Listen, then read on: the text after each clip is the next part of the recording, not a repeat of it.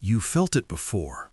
That moment when someone looks at you and you can sense it, something shifting behind their eyes. Not just interest, not mere attraction, something deeper, more ancient, almost involuntary. They fall. And you wonder, what did I do? What did they see? Was it something I said? The way I moved? Some quality I possess? But here's what Carl Jung discovered, mapping the hidden geography of human desire. They didn't fall in love with you. They fell in love with what you represented, with what you awakened, with the hidden architecture of their own psyche that you, unknowingly, perfectly mirrored. Love feels like magic. It arrives as lightning, as recognition, as the universe conspiring. But Jung knew better. What appears as spontaneous combustion is actually psychological architecture, invisible blueprints drawn in childhood, inscribed through wounds, shaped by everything we've buried in the basement of consciousness. Every attraction follows an order. Every falling is guided by forces we cannot see, but have been designing our romantic fate for years. And the truth is more strange and beautiful than the myth.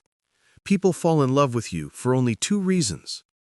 Not your charm, not your wit, not even your authentic self, but for what you represent in the secret theater of their unconscious mind. Jung understood something most people spend their entire lives not seeing. We don't perceive others clearly. We perceive ourselves through others. Every person carries within them hidden images, fragments of who they are, who they were, who they long to become, qualities they've repressed, potentials they've denied, parts of themselves they lost along the way to becoming acceptable. These fragments don't disappear into nothing. They wait in the unconscious, alive and restless, seeking recognition. And then they meet you.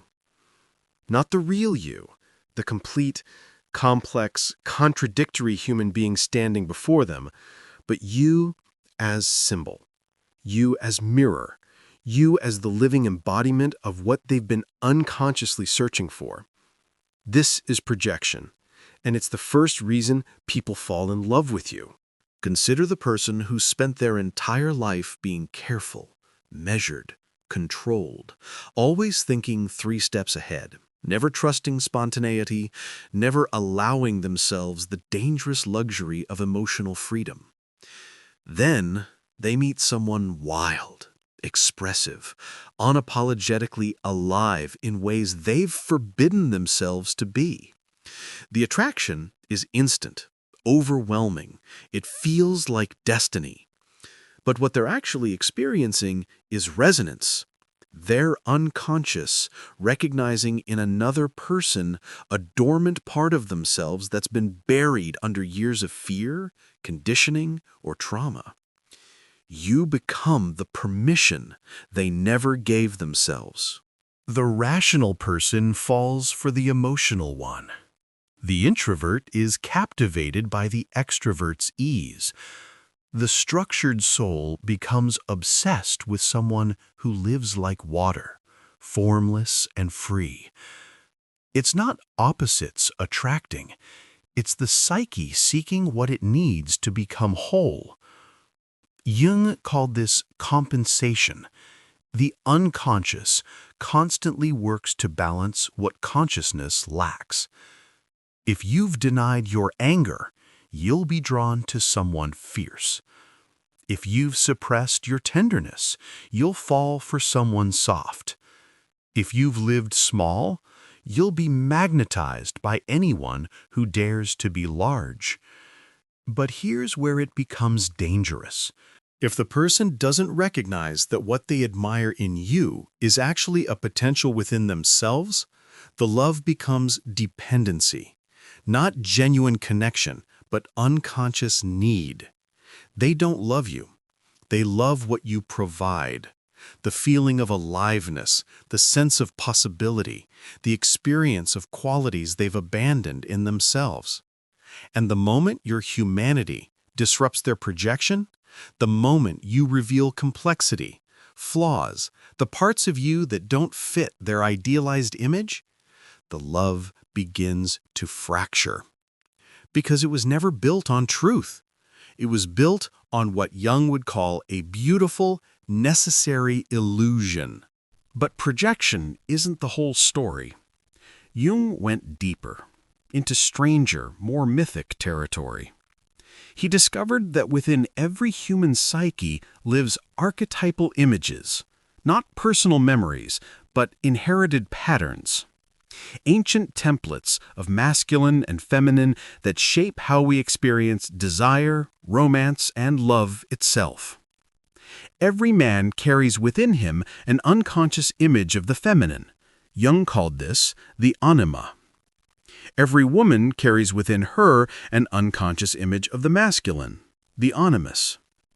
These aren't cultural stereotypes or gender roles.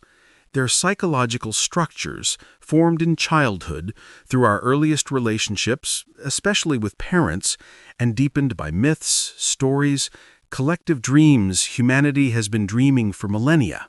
Over time, these inner figures become emotionally charged. They develop preferences, characteristics, energies, and they wait. Then one day, you meet someone who seems to match the image perfectly. Not consciously. You don't think, this person fits my unconscious template. You just feel it. An overwhelming sense of familiarity, recognition, as if you've known them forever, even though you met them 5 minutes ago. It feels like fate, soul recognition, past lives. But Jung would say, it's not cosmic destiny. It's psychological architecture, seeing its own reflection.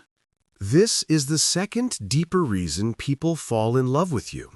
You resemble, not in appearance necessarily, but in essence, the archetypal image they've been carrying in their unconscious for years. You activate something ancient in them, a pattern, a myth, a psychological deity that's been sleeping in the depths of their psyche, waiting for the right face to wear it. Maybe you embody the qualities their father represented: strength, distance, unpredictability. Or you mirror the tenderness they first felt with their mother. Or you carry the energy of the hero, the mystic, the wild lover they encountered in stories before they even understood what love was. This is why the attraction feels irrational, instant, too big for logic. Because it's not about you as an individual. It's about you as a living symbol of something far older than either of you. You become sacred to them, not because of what you do, but because of what you represent in the theater of their unconscious. And here's the tragedy embedded in this beauty. When someone falls in love with an archetype projected onto you, they're not actually seeing you. They're seeing a god wearing your face. They fall in love with an image, a fantasy, a psychological script that was written long before you arrived. And you, the real you, with your contradictions and wounds and beautifully ordinary humanity, you become impossible to maintain inside that frame. At first, it's perfect. The projection holds, the archetype fits, the love feels transcendent, timeless, meant to be. But then time does what it always does. It reveals. You forget to be mysterious. You have a bad day. You show fear, insecurity, need. You make a decision they don't understand. You express an opinion that contradicts the image they've constructed. And suddenly, confusion enters. Who is this person? Where did the magic go? Why don't I feel it anymore? The fantasy begins to crumble. Not because you changed, but because you were never the fantasy to begin with. What they loved wasn't you. It was the symbol, the projection, the archetypal image you temporarily embodied. And when the real you, messy, human, imperfect, can no longer sustain the illusion, the love built on that illusion begins to collapse. This is why so many relationships that begin with euphoria end in profound disappointment or even rage. Not because anyone did anything wrong, but because the foundation was never mutual recognition. It was unconscious theater. Two people trying to play out inner dramas through each other's bodies. Jung didn't see this as failure.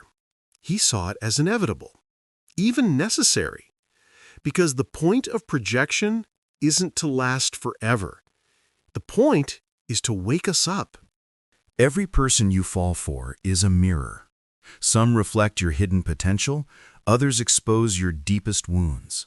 Some awaken creativity you didn't know you had, others reveal the parts of yourself you've been avoiding for decades.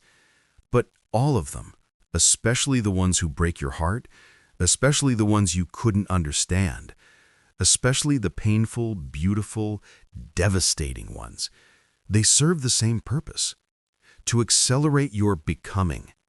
Jung called this individuation, the process of becoming whole. And love, in all its forms, attraction, obsession, heartbreak, ecstasy, is one of the psyche's most powerful tools for growth. The people you fall in love with aren't random. They're carrying something your unconscious needs you to see. Sometimes they come to awaken what's been dormant. Sometimes they arrive to teach you what you've refused to learn. Sometimes they appear simply to show you your own reflection, distorted or clear, depending on how ready you are to look. And here's the part that changes everything. When someone falls in love with you, they're not just responding to your personality or presence. They're responding to what you represent in their journey of becoming whole. You are a psychological event, an initiatory figure, a symbol their unconscious summoned because they were ready, consciously or not, for transformation. And the same is true for you. The people you love, the ones who shake you to your foundation, who won't leave your mind, who teach you things about yourself you wish you didn't know. They're not accidents. They're carriers of meaning, catalysts, mirrors reflecting exactly what you need to integrate next. Jung called these encounters synchronistic, not logically connected, but deeply meaningful. When someone appears in your life at a precise moment and evokes powerful feelings, it may not be coincidence. Your unconscious was ready, and so was theirs. The meeting itself is evidence that change had already begun. The liberation beyond projection. So, what happens when you understand all of this? When you recognize that the person you're falling for might be reflecting something you need to develop in yourself. When you realize the love you're receiving isn't about your inherent worth, but about the psychological architecture of the person perceiving you. Does it make love less real? Less meaningful? No. It makes it truer. Because once you see the patterns, you stop needing people to complete you. You stop searching for someone to carry the parts of yourself you've abandoned. You begin the work of becoming whole on your own terms. And from that place, love transforms. It's no longer based on fantasy or unconscious need. It becomes grounded, real, free. You stop falling for the same types. The emotionally unavailable one, the chaotic artist, the stable provider, whatever your pattern has been. Because you recognize the pattern for what it is. Your psyche trying to teach you something you're not yet ready to learn. Jung believed the answer to almost every romantic problem is the same: awareness. Not as intellectual understanding, but as lived recognition. When you can see your projections clearly, you stop demanding that others carry them. When you can name your inner archetypes, your anima, your animus, your gods of desire, You stop unconsciously seeking them in flesh and blood. Instead, you integrate them. You reclaim those lost parts. You develop the qualities you've been projecting onto others. And then love becomes something different entirely. Not the lightning strike of projection, but the slow burn of genuine recognition. Two whole people choosing each other, not because they need each other to feel complete, but because they want to share the wholeness they've each already found. So, why do people fall in love with you? Because you reflect what they've lost.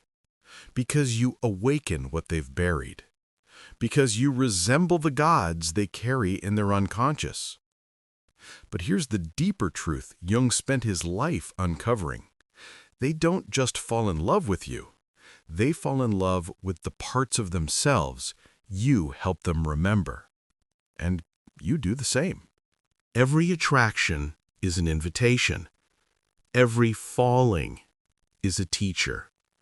Every heartbreak is a doorway into parts of yourself you've been avoiding. Love isn't just an emotional experience. It's a psychological initiation. A mirror held up by the universe saying, "Here, look. This is what you need to see next." So, the next time someone falls in love with you, or you feel that deep, irrational pull toward another, ask yourself, what part of the soul is waking up right now? Because in the end, the deepest love isn't about finding the perfect person. It's about awakening the parts of yourself that have been waiting all this time to be seen. And once you see them, everything changes. Not because love becomes less powerful, but because it becomes true. Not because magic disappears, but because you finally understand what the magic was for. Not to complete you, but to reveal you to yourself.